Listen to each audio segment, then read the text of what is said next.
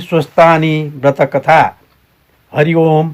यं ब्रह्मा वरुणेन्द्र रुद्र मरुतस् तुन्वन्ति दिव्यस्तवैर् वेदैः साङ्गपदक्रमोपनिषदैर् गायन्ति यं सामगा ध्यानावस्थित तद्गतेन मनसा पश्यन्ति यं योगिनो यस्यन्तं न विदुषुरासुरगणा देवाय तस्मै नमः।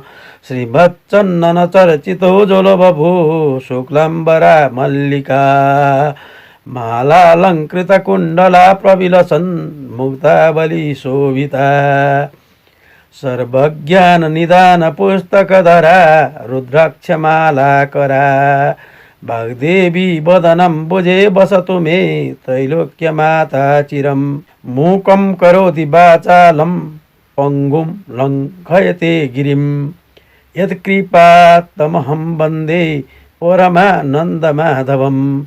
नमो भगवते तस्मै व्यासाय मिततेजसे यस्य प्रसाद तच्छामि नारायणकथामिमां नारायणं नमस्कृत्य नरं चैव नरोत्तमं देवीं सरस्वतीं व्यासं ततो जयमुदीरयेत् ततो जयमुदीरयेत् ततो जयमुदीरयेत्। अथ पञ्चमोऽध्याय त्रिपुरदाह उपाख्यान।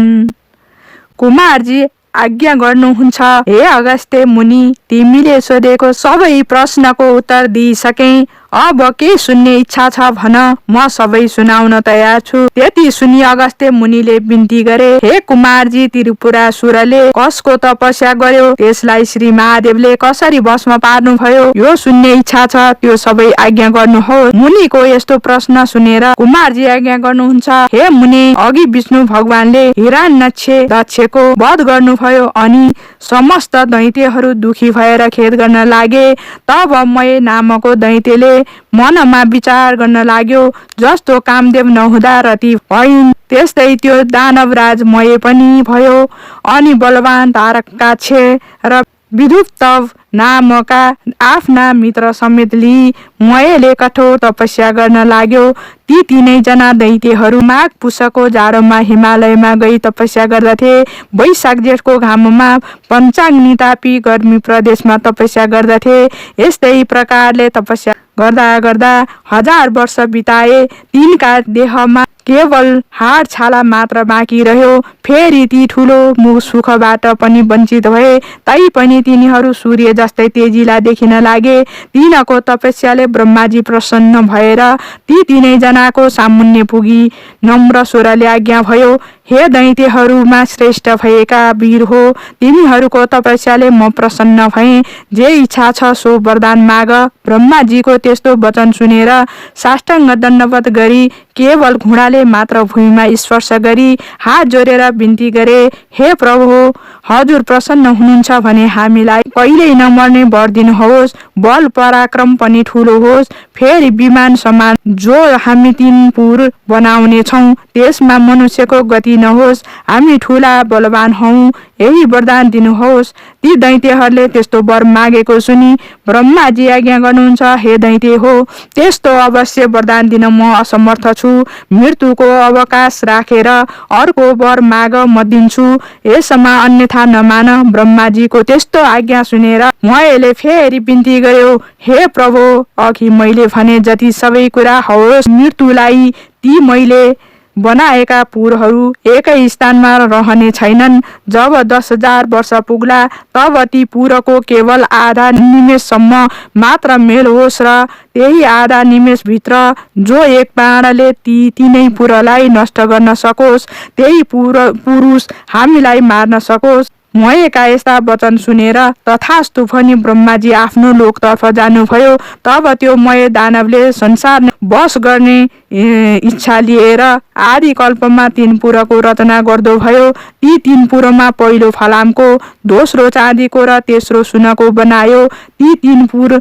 आकाशमा सुमेरु पर्वतका कुरा हुन् कि जस्ता देखिन लागे। ती पुरहरू चन्द्रमाका किरण लाग्नाले अति शीतल भएका, स्थानमा आँखी झ्यालहरू बनेका, घरका अट्टालिकाहरू पनि अति अग्ला, आँगनहरूमा पनि राम्रा राम्रा देख्दै मनलाई मोह पार्ने शिलाहरूले छापेका, स्थान स्थानमा सुनले मडेका उत्तम पुरद्वारहरूमा रङ्ग बिरङ्गका रत्न जडेका लुगा मोती मणिहरू स्थान स्थानमा जडाएर बिजुलीको प्रकाश समान रत्नहरूको चारैतिर प्रकाश फैलिएको बनायो। फेरि चित्र विचित्र प्रकाश फैलाउने गरी हीरा मोती आदि रत्न जडेको वायुको वेग लाग्नाले फरफराएका पताकाहरूले शोभायमान भएका घरहरूका पंक्तिहरू पनि रत्न समूहका थुप्रा नै हुन् कि भन्ने भान पार्ने फराकिला मार्गहरू पनि सिँगारिएका अत्यन्त राम्रा पुर तयार गरायो। घर महलहरू पनि अनेक रङका मन हरण गर्ने रत्नहरूले सुशोभित ध्वजा पताकाहरूले सिँगारेर ती विमान जस्ता तीन पुरलाई शोभायुक्त बनायो। अनेक रत्न जडेका गमलाहरूमा रङ्ग बिरङ्गका जात जातका उत्तम उत्तम सबै ऋतुमा फुल्ने फुल र त्यस्तै 6वटै ऋतुमा फल्ने फलका वृक्षहरू लगायो। तलाउहरू पनि अनेक प्रकारका कमलिनी कुमुदिनीका पुष्पले शोभायमान भएका तयार गरायो। यस्ता प्रकारले त्रिपुरवासीहरूको शोभाले युक्त महल तयार भयो। फेरि मयूर डाँफिया आदि उत्तम पंक्षी गणले युक्त र पुरुषका नङ लाग्नाले जसका पयोधरका गोलाकार घेरामा अर्धचन्द्रकार घाउ लागेका कलश जस्तै ठडिएका कुच भएका मदिराले राता राता आँखा भइरहेका लाजले मुसुक्क हास्य गर्ने लोलिएका नेत्र भएका यस्ता अन्य सुन्दरीहरूले व्याप्त भएको त्यो त्रिपुर परैबाट पनि अत्यन्त रमणीय देखिन लाग्यो। यस्तो त्रिपुर मध्ये जो फलामको थियो त्यो मैले तारकाक्ष नामको आफ्नो मित्रलाई दियो। अर्को चाँदीको जुन सुन्दर पुर थियो त्यो विदुपलाई दियो। जुन सुवर्णले बनेको सबैभन्दा उत्तम पुर थियो त्यो मैले आफूले लियो। अनि त्यो त्रिपुर दैत्यपति मये मन्त्रीवर्गले शोभायमान भयो। त्यो दैत्यराज आफ्ना शत्रुहरू र यिनका सेनालाई परास्त गरेर आफ्ना हितैषी ब्राह्मण वर्ग र हिते वर्गले सहित भई आफ्ना आफ्ना सुन्दरी स्त्रीहरू साथमा लिइरहँदा स्वर्गको भन्दा पनि बढ्ता सुख भोग गर्न लाग्यो। अनि तिनै लोकका आनन्दलाई ध्वंस गर्न लागे। साथै अभिमानले भरिएर देवताहरू सब विचलित भए भन्ने मनमा ठान्न लाग्यो। तिनीहरूलाई मार्न लागे। हुनका बगैँचाका असल असल वृक्ष र बिरुवाहरू उखेली फाल्न लागे। केही आफ्नो बगैँचामा लगी सार्न लगाए। यसरी देवताहरूलाई दुःख दिएको निकै समय व्यतीत भयो। तब तिनीहरूदेखि सबै देवताहरू क्रोधित भई ब्रह्माका सामु गई त्रिपुर निवासी दैत्यहरूको सारा अन्याय उपद्रव विस्तार गर्दा भए। अनि ब्रह्माजीले समस्त देवतालाई शान्त गराई आज्ञा भयो, हे देवगण हो त्रिपुरासुर दैत्यहरू बडा बलवान छन्। तिमीहरूद्वारा तिनको नाश हुन सक्दैन। तसर्थ नारायण आदि सकल देवता अब महादेवका शरणमा जाओ उनैले हाम्रो उद्धार गरिदिन्छन्। उनले हाम्रा शत्रु ती दैत्यहरूको अवश्य नाश गर्नेछन्। ब्रह्माजीको यस्तो हित वचन सुनेर स्वीकार गरी ब्रह्मा विष्णु इन्द्र हेम चन्द्र कुबेर वायु समेत सबै देवता ब्रह्मालाई अघि लगाई कैलाश पर्वतमा पुगे। त्यहाँ महादेवको दर्शन पाई हात जोडेर तुति गर्न लागे। हे पिनाकधारी, हे चन्द्र मौले, हे त्रिलोकेश, हे अमित पराक्रमी, हजुरलाई कोटि कोटि नमस्कार छ। हे चन्द्रशेखर, हे त्रिलोकदेव, हे चन्द्रमौली जटायुधारी नीलकण्ठ, हजुरलाई कोटि कोटि नमस्कार छ। संसारलाई शरण लिने, नन्दीलाई वर दिने, देवताका पनि देवता यस्ता हजुरलाई कोटि कोटि नमस्कार छ। थोरैले पनि प्रसन्न भएर वर दिने, यज्ञका मालिक, हिमालयमा निवास गर्ने यस्ता हजुरलाई कोटि कोटि नमस्कार छ। योगीहरूले सदैव ध्यान गरिने, जगत वैभवलाई उच्च ठान्ने, धर्ममा दृढ रहने, दिशारूपी वस्त्र धारण गर्ने, भक्तलाई वर दिने, ब्रह्माण्डका हाता विधाता यस्ता हजुरलाई कोटी कोटी नमस्कार छ। सूर्य चन्द्र इन्द्र वायु आदि देवताको सृष्टि र पालन गर्ने यस्ता हजुरलाई कोटी कोटी नमस्कार छ। सूक्ष्म भन्दा पनि अति सूक्ष्म काल स्वरूप नित्य स्वरूप धारण गर्ने यस्ता हजुरलाई कोटी कोटी नमस्कार छ। पर भन्दा पनि पर ब्रह्म स्वरूप शङ्करलाई कोटी कोटी नमस्कार छ। सारा ब्रह्माण्ड धारण गर्ने सूर्य चन्द्र वायु अग्नि र जल एवं आकाशको रचना गर्ने यस्ता हजुरलाई कोटी कोटी नमस्कार छ। हे सौम्य हे पुरुषोत्तम त्रैलोक्यको सृष्टि स्थिति संहार गर्ने यस्ता हजुरलाई कोटी कोटी नमस्कार छ। पुषाको दाँत भाँच्ने दक्षको यज्ञ नाच्ने र कामदेवलाई भस्म पार्ने यस्ता हजुरलाई कोटी कोटी नमस्कार छ। सुरासुरका उत्पन्न कर्ता यज्ञका हर्ता धर्ता हे श्री खण्डिन हे नीलकण्ठ हजुरलाई कोटी कोटी नमस्कार छ। निरन्तर सुधा स्वरूप पार्वतीका भर्ता गणेश कुमारका पिता हजुरलाई कोटी कोटी नमस्कार छ। सदा मोक्ष रूप वरदान दिने हे विश्वेश्वर हे ब्रह्मात्मन हे वरदाता हजुरलाई कोटी कोटी नमस्कार छ। हे योगेश्वर हे चण्डीश्वर हे रुद्र हे सर्व हे शम्भो हे भीम हे ईश्वर हजुरलाई कोटी कोटी नमस्कार छ। हामीदेखि प्रसन्न हुनुहोस्। देवताहरूले कातर भएर यस्तो तुति गरेको सुनि तिनका मनको भाव जानी शिवले आज्ञा गर्नुभयो, हे देवता हो, जो इच्छा छ सो वर माग, मैले नदिने संसारमा केही वस्तु छैन, म इच्छा पूर्ण गर्न तयार छु। जो जे इच्छा छ निसङ्कोच भएर माग। महादेवको यस्तो आज्ञा सुनि प्रसन्न भएका देवताले विनम्र स्वरमा बिन्ती गरे, हे प्रभु, ब्रह्माको वरले उत्तम भएका मय आदि दानवले हाम्रा उर्वशी मेनुका आदि अप्सराहरू बल जफत लुटेर लगे। नन्दन वनका असल असल बोट बिरुवा पनि उखलेर नासे। कति आफ्ना घर ओसारे। देवताको नाश गर भन्दै हामीलाई अनेक तरहको कष्ट दिइरहेका छन्। अमरावतीबाट पनि निकालियौँ भगवान, ती दैत्यको संहार गर्न ब्रह्मा विष्णु पनि समर्थ छैन। हे ईश्वर, अब जसरी हामी देवताहरूको भलो हुन्छ सोही वरदान बक्सियोस्। त्यति सुनि शिवजीले फेरि भन्नुभयो, हे देवता हो, तिमीहरू मेरो रुद्र तेजको एक अंश धारण गरी रुद्र तेजोमय रूपले ती दानवहरूको संहार गर। शिवजीको यस्तो वचन सुनि देवताहरूले फेरि बिन्ती गरे, हे भगवान, हामी हजुरका तेजको 1000 अंशको एक अंश पनि धारण गर्न समर्थ छैन भने रुद्र तेज धारण गर्ने कुरा त परै रहोस्, हेर्ने शक्तिसम्म पनि हामीमा छैन। हे प्रभु, हामी उप प्रसन्न भएर त्यो त्रिपुरासुरलाई स्वयं संहार गरी बक्सनुहोस्। ब्रह्माजीको वरदान अनुसार दिव्य 10,000 वर्ष बितेपछि आधा निमेष त्रिपुरको मिलन हुनेछ। त्यही आधा निमेष भित्रमै त्यो त्रिपुरलाई जसले एकै बाणले भस्म पार्ला उसैद्वारा ती दैत्यहरूको संहार होला, अन्यथा तिनको मृत्यु हुने छैन। हे शशिशेखर, हामीदेखि प्रसन्न भई त्यो पापिष्ट त्रिपुरासुरको नाश गरिदिई बक्सियोस्। देवताहरूको त्यस्तो प्रार्थना सुनि शिवजीले फेरि आज्ञा गर्नुभयो, हे देवता हो, त्यस्तो भेद्य त्रिपुर छ भने तिमीहरूको हितका निम्ति म एउटै बाणले ती तिनै पुरलाई भस्म पारिदिनेछु। त्यस्ता अझै दानवहरूका साथ युद्ध गर्दा मेरो शक्ति थाम्न सक्ने हिमालय समान मेरो निम्ति एउटा रथ तयार पार, अनि म युद्धमा जानेछु। महादेवको यस्तो आज्ञा सुनि प्रसन्न भएका देवताहरूले प्रणाम गरेर हवस् भनी तत्काल विश्वकर्मालाई डाकी महादेवको निमित्त समस्त देवता रूपी अवयव भएको सुवर्णमय रथ तयार पारे। त्यस रथका दुवै पाङ्ग्रा सूर्य चन्द्र भए। दक्षिण पाङ्ग्रामा 12 सूर्य भूषण गराइयो। बायाँ चक्रमा 27 नक्षत्र र 16 कला भूषण बनाइयो। 6 ऋतु रथका दायाँ बायाँ राखिए। आकाशको गजुर र पाङ्ग्रा अड्याउने दण्ड मन्दरा चलको बनाए। ऐन र सम्वत्सर रथका बेग भए। 4 समुद्र रथका कुण्डलिका भए। गङ्गादि समस्त तीर्थ राम्रा राम्रा वस्त्र आभूषण पहिरी तिरी रूप धारण गरेर हातमा चमरली रथमा उभिए। सारथी स्वयं ब्रह्माजी बने।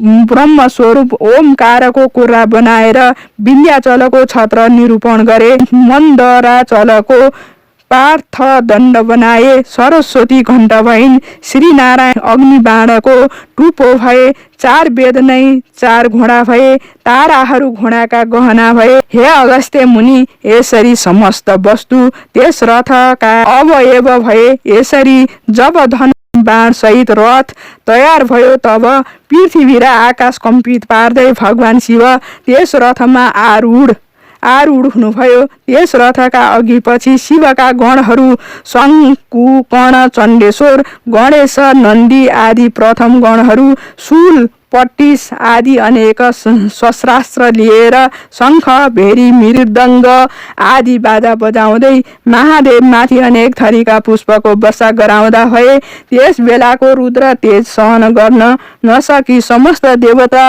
मोहमा प्राप्त भए।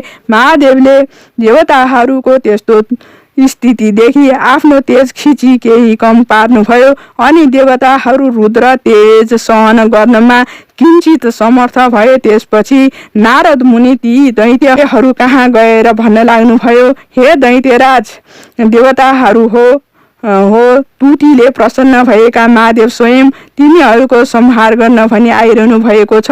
अब तिमीहरूको जो इच्छा छ सो गर, नभए तिमीहरूको अविलम्ब नाश हुनेछ। नारदजीका यस्ता वचन सुनि दैत्यराज मयले आफ्ना मित्र तारकाक्ष, विद्युत माली र अन्य योद्धाहरूलाई डाकी नारद मुनिले आज्ञा भएको सबै कुरा विस्तारले सुनायो। अनि दानवमा उत्तम बलवान भएको तारकाक्षले भन्यो, हे राजन, किन चिन्ता गर्नुहुन्छ? देवताहरू यथार्थ रूपमा हाम्रा बद्ध छन्। यो त्रिपुर भेदन गर्ने कसको पराक्रम वा शक्ति छ? यदि समस्त देवता, यक्ष, गन्धर्व, किन्नर आए पनि यो त्रिपुर अभेद्य नै रहनेछ। फेरि शत्रुलाई जित्न साम, दाम, दण्डभेद आदि अनेक किसिमका नीति छन्। अत जित्ने इच्छा भएका बलवान शत्रुलाई आफ्नो पराक्रमद्वारा दण्ड दिनु नै उचित छ। वीर तारकाक्षको यस्ता कुरा सुनि विद्युत माली भन्न लाग्यो, हे राजन, श्रीहीन र बलहीन देवता कुनै प्रकारले पनि हामीसित युद्धमा अगाडि आउन सक्दैनन्। यदि कोही मूर्खता गरेर हामीसित युद्ध गर्न अघि पर्छ भने त्यो अवश्य क्षयमा प्राप्त हुनेछ। यसमा शङ्का छैन। हे राजन, यसमा चिन्तित हुनुपर्ने केही कुरा छैन। एकमत भएर युद्ध गरौँ अनि समस्त देवतालाई जितेर इन्द्रको पद पनि भोग गर्नुहोस्। फेरि अघिको हिरण्यक्ष र हिरण्य कशिपुको पद पाई 14 भुवनको अकण्टक राज्य भोग्नुहोस्। विद्युत मालिका त्यस्ता कुरा सुनेर मयले साम्यो, हे दैत्य हो, सुन्यौ, अब हाम्रो नाशको बखत आइपुग्यो। यति भनेर देह कम्पित पार्दै र शिर हल्लाउँदै फेरि भन्न लाग्यो, जो शत्रु आफूभन्दा बलियो वा निर्बल छ भने त्योसित साम, दाम, दण्डभेद आदि नीतिको प्रयोग गर्न सकिन्छ। तर यी त सम्पूर्ण जगतका स्वामी श्री महादेव हुन्। उनी दानव र देवता भन्दा धेरै व्रता श्रेष्ठ छन्। यदि देवताको हितका लागि उनी स्वयं हामीलाई मार्न आइरहेका छन् भने यसको त कुनै पनि उपाय छैन।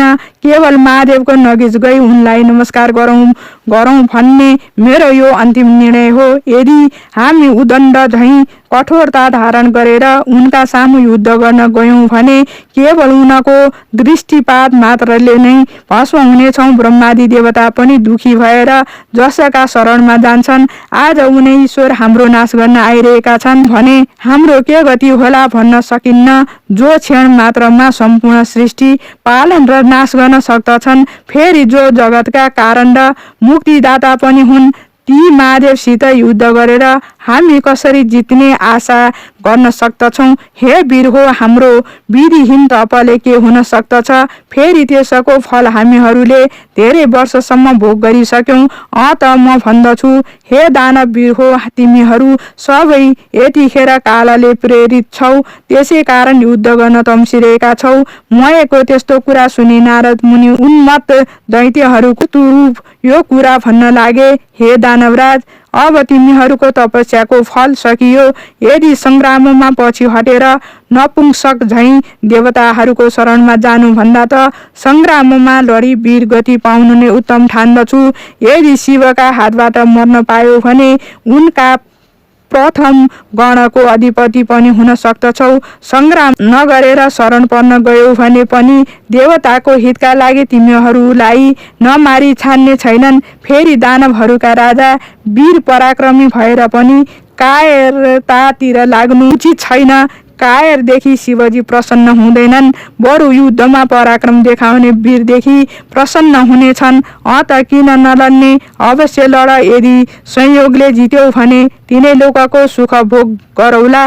नारद मुनिका यस्ता कुरा सुनेर तारकाक्ष र विद्युतमाली दानवहरू आयुष्य क्षीण भइसकेका हुनाले भन्न लागे, ठिक हो, उत्तम हो, नारदजीले आज्ञा भएको उचित हो। दानवराज मयले पनि आफ्ना सहयोगीहरूको कुरा सुनि अब समस्त दानव वंशको संहार हुने समय भयो भन्ने जानी नारदजीले आज्ञा भएको कुरा उचित हो भनी समर्थन गरे। अनि मयका वचन सुनेर नारदजी पनि प्रसन्न हुनुभयो र समस्त दैत्यहरूलाई उद्धत पारी मयसित बिदा मागी महादेव कहाँ गएर उहाँ भएको कुरा सबै निवेदन गरे। त्यसपछि समस्त दानवहरू युद्धको इच्छा गरी अनेक तरहका तरले सज्जित भई लड्न तयार भए। बलवानमा मीनामा बाणासुर, तारकाव्य, तारकाक्ष, विद्युतमाली आदि प्रधान दानवहरू पनि युद्धको निश्चय गरी राजा मयका सामुन्ने आई अनेक प्रकारले सिंहनाद गर्दै गर्जन थाले। फेरि ती दानव सैन्य स्वयं दानवहरूलाई नै भयदायक देखिन लागे। परस्परमा ऊ रथ आयो, उता हेर, ऊ महादेवका रथको ध्वजा देखियो भन्न लागे।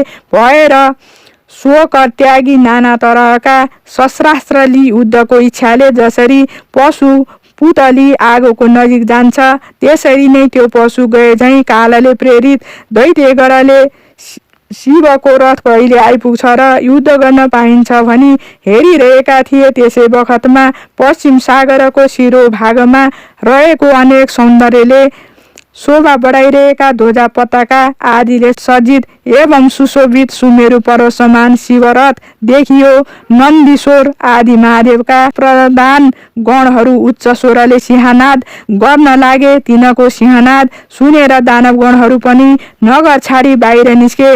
यता चण्डेश्वर पनि उज्जवल कुठार हातमा लिएर डरलाग्दो मुख पारी शिवगणका सामुन्ने आए। फेरि दिव्यमान त्रिशूल हातमा लिई शिवकै समान पराक्रम गर्ने इच्छा भएका गणका अधिपति 800 भागमा आए। अर्को गणका स्वामी शङ्कुकर्ण मुसल हातमा लिएर अर्को पार्श्वमा डटे।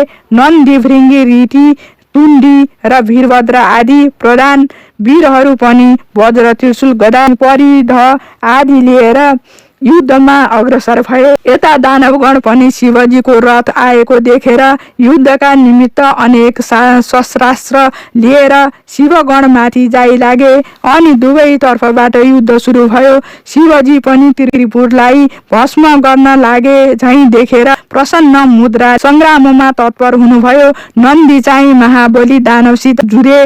भृङ्गीले 10 बाणद्वारा मालीलाई भेदन गरे, तर राता राता नेत्र पारेर अनेक शिलाले ठोक्दा पनि उसलाई केही हानि गर्न सकेनन्। तब श्रृङ्गी र रीतिले त्यस दैत्यका पृष्ठदेशमा प्रहार गरे। अनि उसले पनि सर्प झैँ निश्वास फेर्दै ठुलो शूलले भृङ्गी र रीतिलाई मर्ममा प्रहार गर्यो। त्यसको पीडा खप्न नसकी भृङ्गी र रीति सङ्ग्रामबाट भागे। त्यस दानव राजाले जब तिनीहरूलाई त्यसरी भगाएथ्यो तब गणनायक गणेशलाई पनि 1000 सरको प्रहारले घायल तुल्यायो। फेरि 63 र 10 बाण थपेर गणेशको सर्वाङ्गमा घाउ गरायो। बैरीको त्यस्तो अदम्य साहस देखेर गणेशजी पनि रिसाई सुन लामो पारेर त्यस दानवको घाँटीमा बेरी बेसरी निमोठी मत्ता हात्तीले तलाउमा फुलेको कमलको पुष्पलाई सहजै उखलेर फाले झैँ गरी विद्युत प्रवाह दानवको शिर उखलेर फालिदिए। अनि गिडबाट छुटिएको उसको शिर सरोवरबाट छुटी हात्तीका दाँतमा अड्किएको कमलको पुष्प झैँ शोभित भयो। त्यो देखेर भृङ्गी र रीतिले अनेक तुति गान गरे। अनि नेमिमा र बलनामा दुवै दानव रिसाई गणनायक गणेशका सर्वाङ्गमा बाण हानेर घाउ लगाउन थाले। ती दानवलाई शङ्कु कर्णले बिचैमा रोकेर तिनका रथ सारथी ध्वजा र घोडा सबै काटी मारी विरथी गराए। ती दुवै दानव पनि तत्काल अर्को रथमा चढेर आई चण्डेश्वर र गणनायकका सबै अङ्गमा अनेक बाण प्रहार गरी घाउ पारिदिए। गणनायक र चण्डेश्वरले पनि दानवका प्रहार खपेर रिसले राता राता आँखा पारी हातमा मुसल्ली बेगले हाने। त्यसको चोट खप्न नसकी दुवै दानव यमराजको नगरमा पुगे। त्यसपछि त्रिपुर निवासी ठुला ठुला जो योद्धाहरू थिए ती सबै रिसले चुर भई एकसाथ निस्केर वज्र त्रिशूल परिघ कुठार आदि अस्त्र लिई शिवजीका गणमाथि जाइ लागे। यसरी परस्पर घोर घमासानको सङ्ग्राम चल्न लाग्यो। महादेवको आज्ञा पाएका शिवगणहरू पनि गजराजले कदली ध्वस्त पारे झैँ र उन्मत्त सिंहले मृगलाई भड्काए झैँ ती दानवहरूलाई छिन्न भिन्न पारी मार्न लागे। ती दैत्यहरूमा कसैका शिर छैनन्, कसैका गिँड छैनन्। त्यस युद्धमा रगतको नदी बगे झैँ भयो। वायुको वेगले छिन्न भिन्न भएका मेघ झैँ र वज्रको चोटले धुलो भएका पर्वतका शिखर जस्तै लड्दै पश्चिम समुद्रमा गिर्दै गए। जब नेमिनामा र बलनामा वीरलाई शङ्कु कर्णले मारे भन्ने सुनेपछि तारकाक्ष नामको दानव रिसाएर गणनायक माथि झम्टियो र अनेक बाण प्रहार गरेर घायल पारिदियो। तब शङ्कु कर्णले त्यसका प्रहार खपेर त्यसको शिरमा मुसल बजारी उच्च स्वरले सिंहनाद गरे। अनि त्यो दानव केही बलहीन भएर गिर्ला जस्तै देखियो। अनि निर्धक्कसित त्यसका छातीमा भाला प्रहार गरे। त्यस चोटले दानव भुइँमा लड्यो, तर तुरुन्त उठेर चक्र लिई गणनायक माथि प्रहार गर्यो। अनि शङ्कु कर्णले रिसाई साह्रै पीडा पर्ने गरी मुड्कीले हिर्काए। त्यो चोटले दानव फन्न घुमेर ढली मुर्छा पर्यो र दिव्य आयुश्रयहरू त्याग्दो भयो। अनि त्यो चोट खप्न नसकेर मृत्युमा प्राप्त भयो। त्यसरी उसलाई गिरेको देखेर उठाई राजा मएको भवनमा लगेर सारा थिति सुनाउँदै अनेक किसिमले बिलाप गर्न लागे। त्यसरी रोई बिलाप गर्न लागेका दानवहरूलाई मयले राम्ररी बुझाइ भने, हे दानव हो, मेरो घरमा अमृतको कुण्ड छ, त्यसैमा चोबी मरेका जति सबै दानवलाई बचाओ। त्यति सुनेपछि जो आज्ञा भनी प्रसन्न मनले मरेको तारकासुरलाई अमृतमा चोबेर बचाए। मरिसकेका वीरलाई पनि जीवन प्रदान गरे भन्ने खुसीले राजा मयलाई सबैले बारम्बार प्रणाम गरे। यसै गरी मरेका अरू दानवहरूलाई पनि जीवित पारे। अनि त्यो तारकाक्ष पहिले भन्दा पनि दोब्बर साहस र शक्तिका साथ सङ्ग्राममा आयो। ब्रह्माजीले त्यसलाई देख्न साथ आफ्नो दाहिने हातको औँलाले सङ्केत गरेर श्री महादेवलाई विनयपूर्वक भन्नुभयो, हे ईश्वर, त्यो दानव अघि नै मरिसकेको थियो, तर अहिले फेरि बाँचेर लडाइँमा आयो। मरेका घरमा अमृतको कुण्ड छ, त्यसले मरेका समस्त दानवलाई बचाउनेछ। त हे शिव, त्यसका घरमा अमृत रहेसम्म मरेका दानवलाई बारम्बार बचाइ राख्नेछ। यसकारण एक बाण प्रहार गरेर त्यो अमृत शोषी लिदिनु पर्दछ। ब्रह्माजीको वचन सुनेर शिवले एक बाण प्रहार गरी सारा अमृत शोषी लिनुभयो। ब्रह्माजीले फेरि विनयपूर्वक बिन्ती गरे, हे प्रभु, अब त्यो बाण प्रहार गर्नुहोस्। मैले त्रिपुर सितको युद्ध अगाउन्जेल देखेँ। लड्दा लड्दा आज 1000 वर्ष बितिसक्यो, तर त्यसको नाश हुन सकेन। अब त्यो बाण शीघ्र छान्नुहोस् अनि वैरीको नाश होला। ठिक उसै बेला ती 3 पुरहरू आधा निमेषसम्म जोरी फेरि छुटिनेछन्। ती पुरहरू एकपल्ट जोरिएर छुटिएपछि जति बाण प्रहार गरे पनि सफलता प्राप्त हुन सक्दैन।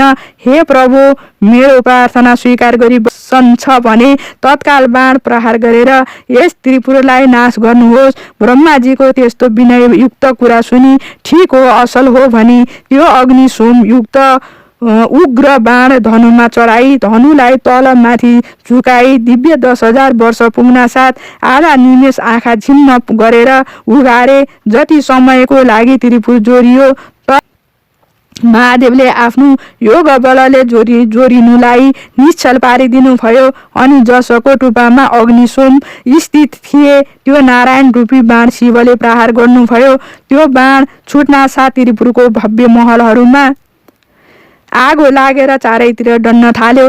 धिक्क धिक्क कष्ट कष्ट भन्ने शब्द सुनिन लाग्यो। महादेवले तत्काल नन्दीलाई भन्नुभयो, त्यो मय दानव मेरो प्रिय भक्त छ, त्यसलाई अग्निले नडराउन।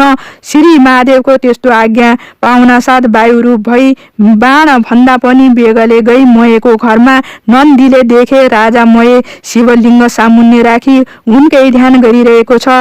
तब नन्दीले मयलाई भने, अग्निले तिमीलाई जलाउने छैनन्। मयले तुरुन्त नन्दीलाई प्रणाम गरे। त्यसै बेला अग्नि पनि आइपुगेर नन्दीले शिवको आज्ञा अग्निलाई सुनाइदिए। तब अग्निले मय दानवतिर फर्केर भने, हे शिव भक्त, अब तिमी यो नगर छाडेर तुरुन्त जाऊ। मयले जो आज्ञा भनेर सुवर्णको शिवलिङ्ग बोकी तत्काल पाताल गए। यता नन्दीले फर्केर गई सम्पूर्ण कुरा शिवजीलाई बिन्ती चढाए। अब त्रिपुर भस्म हुन लाग्यो। त्यसका वेदी महल उद्यानहरू धमाधम भत्किएर नासिन थाले। अनेक दानव र तिनका परिवारहरू कराएको मात्र सुनिन लाग्यो। बस र खुस्केका अनेक सुन्दरी तिरीहरू घरबाट बाहिर निस्कि रोए कराएको चर्को स्वर सुनिन लाग्यो। अग्ला अग्ला महल र विमानहरूमा रहेका कडा मदले विहल नेत्र भएका आफ्ना आफ्ना पतिका अत्यन्त प्रिय नारीहरू अग्नि बाणले डराई घर घरमै यताउता दगुर्न र कराउन थाले। जसतै पर्वतमा भूमिका कम्प हुँदा त्यहाँका किन्नरहरू भयले व्याकुल हुन्छन्, त्यस्तै आफ्ना पतिलाई भयले आकुल भई अङ्कपाल गर्न थाले। कोही डराई भाग्न लागे। कतिपय दानवगण आफ्ना आफ्ना तिरीहरूलाई बोकेर नगर छाडी बेगले भाग्न लागे। शिवको भक्तिले हीन र वस्त्राभूषणले पनि हीन पर्वताकार देख्दैमा डर लाग्दा काला न काला दानवहरू डढेर सागरमा खस्न लागे। जति दानवहरू समुद्रमा खसेथे ती सबैलाई जलका अनेक जन्तुले खान थाले। कति दानवहरू त आफ्ना पति वा पत्नीको अवस्था देखेर खप्न नसकी आगोमा डढेर मरे। रतिका अन्तमा खेदित भएका तर तुरुन्त कामले पीडित भई प्रियाका साथ जाउँ भन्ने इच्छा भएका ती कति दैत्यहरू भार्यासहित अग्निमा डढेर मरे। कोही समुद्रमा हाम फाली जल जन्तुको भोजन भए।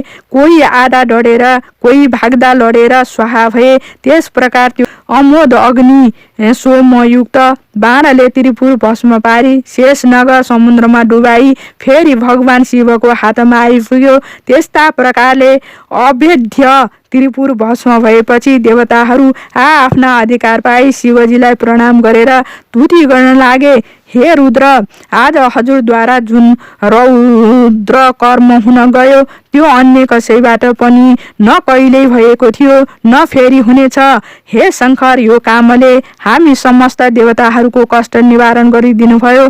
त हजुरलाई कोटी कोटी नमस्कार छ। यस्तो देवगणले स्तुति गरेको सुनि महादेव प्रसन्न भएर आज्ञा भयो, हे देवता हो, आफ्ना प्रिय भक्तजनलाई सदैव पुत्र जस्तै स्नेहपूर्वक पालन गर्नुपर्दछ। आज त्रिपुरवासी दानवहरूको संहार हुन गएकोले तिमीहरूको इच्छा पूर्ण भयो। अब तिमीहरू खुसी साथ आफ्ना आश्रममा जाओ। श्री महादेवले यस्तो आज्ञा भएको सुनि महादेवलाई दण्डवत प्रणाम गरी देवताहरू आफ्ना लोकमा जाँदा भए। देवताहरू गएपछि नन्दी भृङ्गी भूत प्रेत पिचास डाङ्किनी साकिनी शहीद भएर शिवजी कैलाशपुरी पाल्नुभयो। हे अगस्त्य मुनि, यो सहसा कसैले वर्णन गर्न नसकिने त्रिपुरदाह मैले सुनाएँ। जो शिव भक्त खुसी साथ यो कथा सुन्ला वा सुनाउला त्यो समस्त पापबाट मुक्त भएर मरेपछि शिवको पार्षद भएर सधैँ कैलाशमै बस्न पाउनेछ।